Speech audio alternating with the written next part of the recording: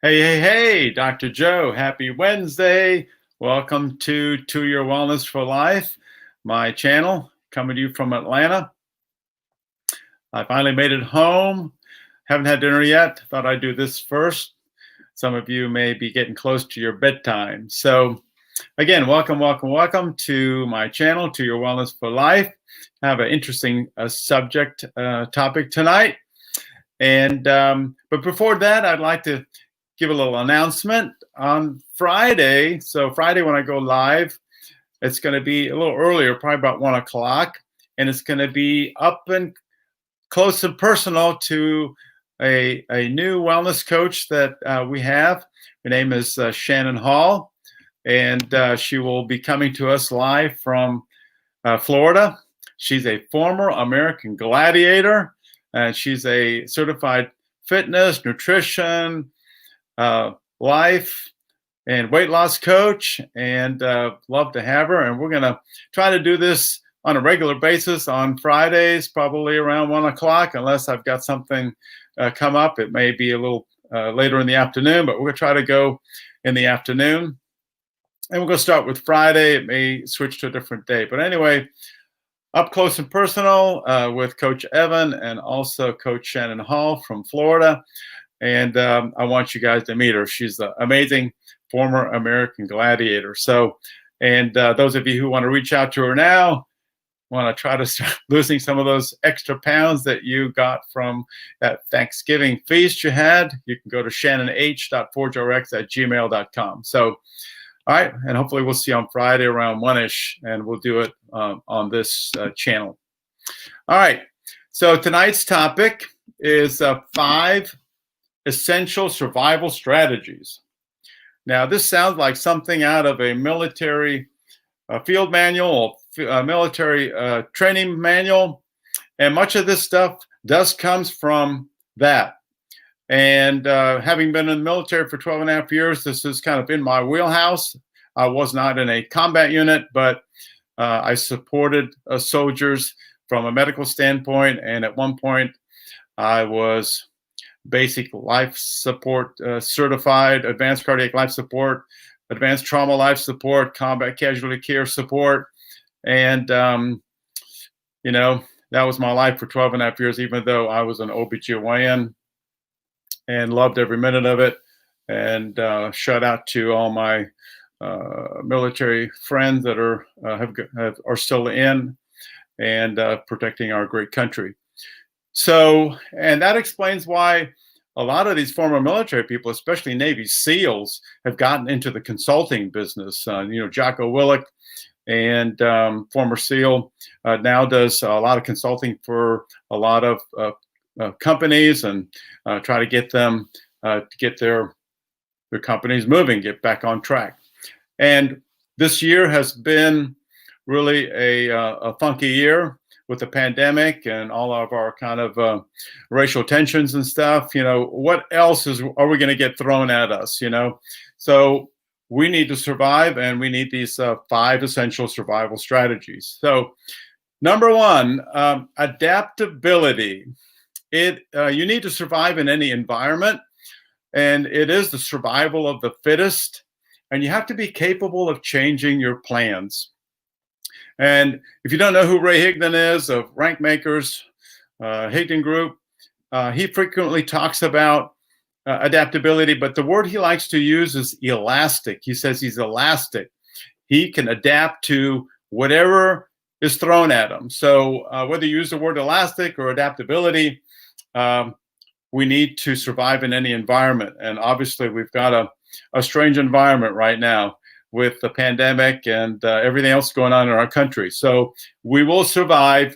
I want to see some grit from us. So number 2, self-control. Cooler heads prevail. You want to remain calm. Those of you who know me, I'm a pretty, my family knows that I'm kind of emotional.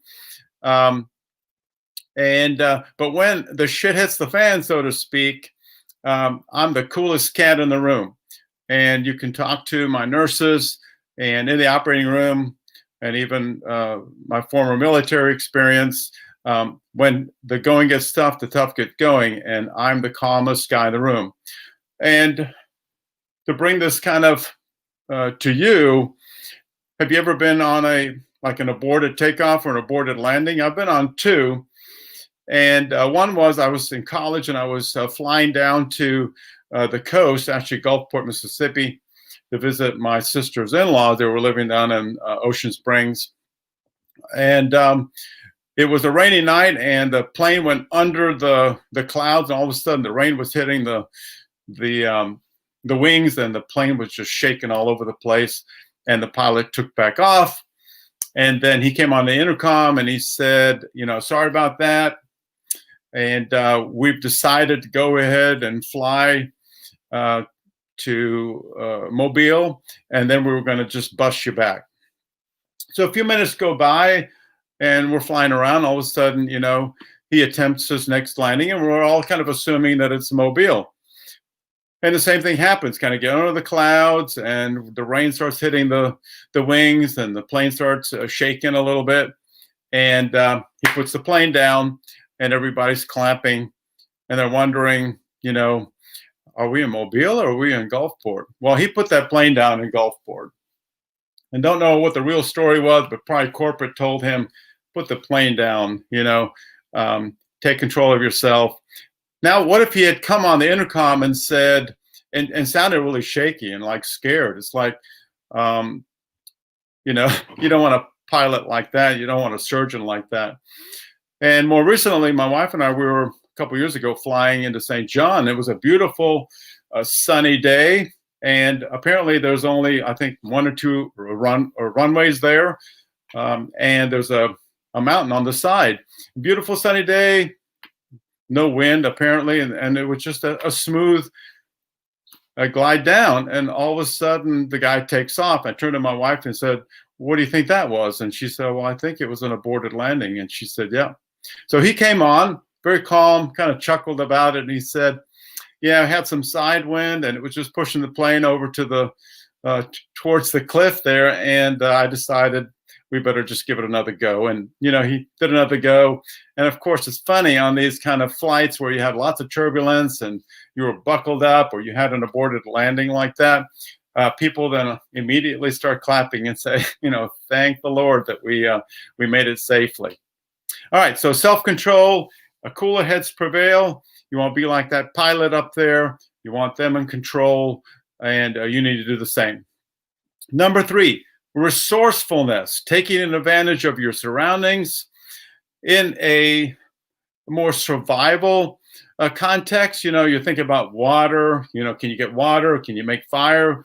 Can you live off the land? Can you get food? That's where that kind of comes from.